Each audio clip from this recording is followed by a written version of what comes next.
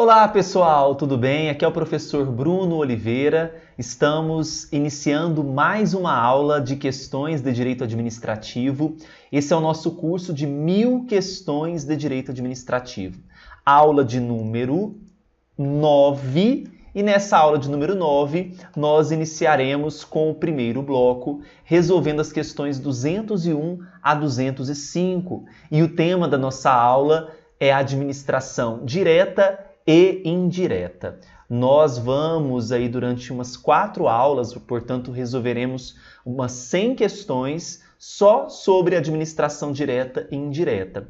Se você ainda não adquiriu o nosso curso completo, passe agora no site que está logo aqui abaixo, www.eleitoralcombruno.com.br e adquira o nosso curso de questões.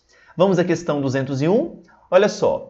No âmbito administrativo, convênio caracteriza-se por ser, letra A, um contrato administrativo, dada a oposição de interesses envolvidos. B, uma cooperação, dado o estrito objetivo de lucro dos envolvidos. Letra C, uma cooperação, dada a coincidência dos interesses dos envolvidos. Letra D, um contrato administrativo, dado o caráter episódico da cooperação mútua, ou, letra E, uma cooperação, dado o objetivo de alcançar resultados diversos. A primeira observação que nós temos é que o convênio não é contrato administrativo. Convênio não é contrato. Convênio é um acordo. Então, já vou aqui eliminar a letra A, vou eliminar a letra D. Então, acordo, cooperação. A letra B diz que é uma cooperação dado o estrito objetivo de lucro. Nem sempre um convênio ele será firmado visando lucro. Então, já vou eliminar a letra B. A letra C prevê que é uma cooperação dada a coincidência dos interesses dos envolvidos. O A tem interesses similares ao B, por isso que eles realizam esse convênio, para objetivando um bem comum entre os dois. Correta a letra C. A letra E diz que é uma cooperação dado o objetivo de alcançar resultados diversos. Não, os resultados eles são comuns, por isso que a letra E não pode ser. Então, o gabarito da questão 201 é a letra C. Tá bom? Entendido? Então, convênio não é contrato. Convênio é um acordo. Vamos agora para a questão 202. Vejam, com referência às características dos órgãos e das entidades da administração direta e indireta federal, julgue o seguinte item. O Ministério da Educação é um exemplo de órgão componente da administração pública direta integrado à estrutura administrativa da União. Bem, quando eu falo administração pública direta, nós estamos falando de quem, pessoal? Nós estamos falando de todos aqueles órgãos componentes da União, dos estados, do Distrito Federal, dos municípios, relacionados às atividades políticas. Já na administração indireta, nós estamos envolvendo as entidades, autarquias, empresas públicas, fundações, sociedades de economia mista. O Ministério da Educação é um órgão que foi criado para tratar de assuntos relacionados à educação. Veja que nós temos uma desconcentração de atividades por parte da União, uma vez que nós temos ali, pertencente esse Ministério da Educação, à estrutura administrativa da União. Então, é um órgão componente da administração pública direta? Com toda certeza. Então, a questão 202, correta. 203.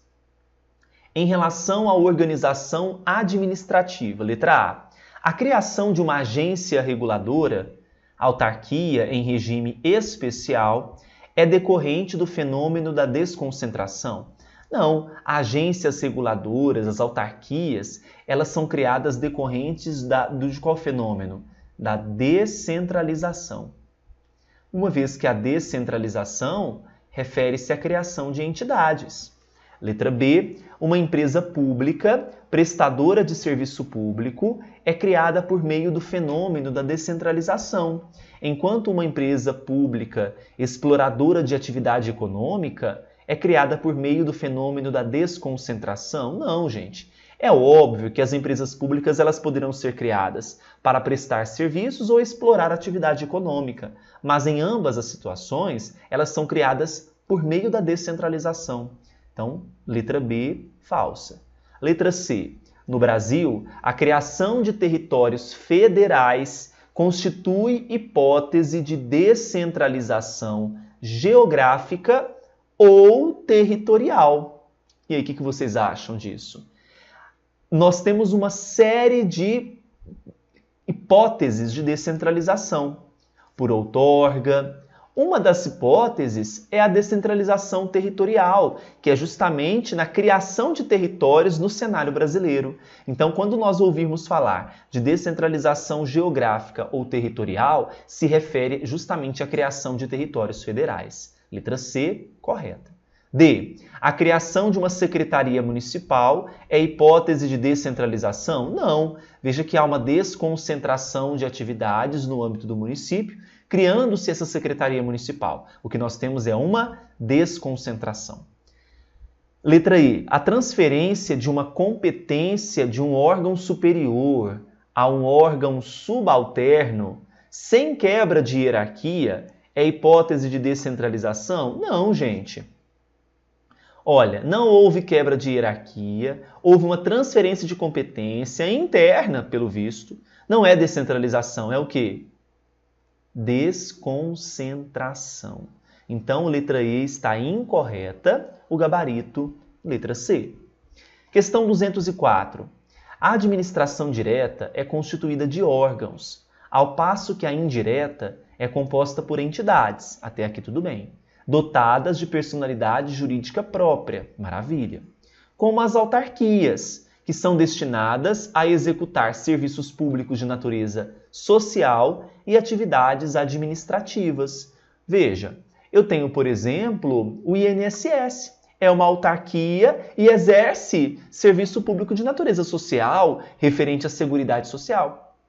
Eu tenho, por exemplo, a Anatel, uma agência reguladora exercendo uma atividade administrativa referente à telefonia.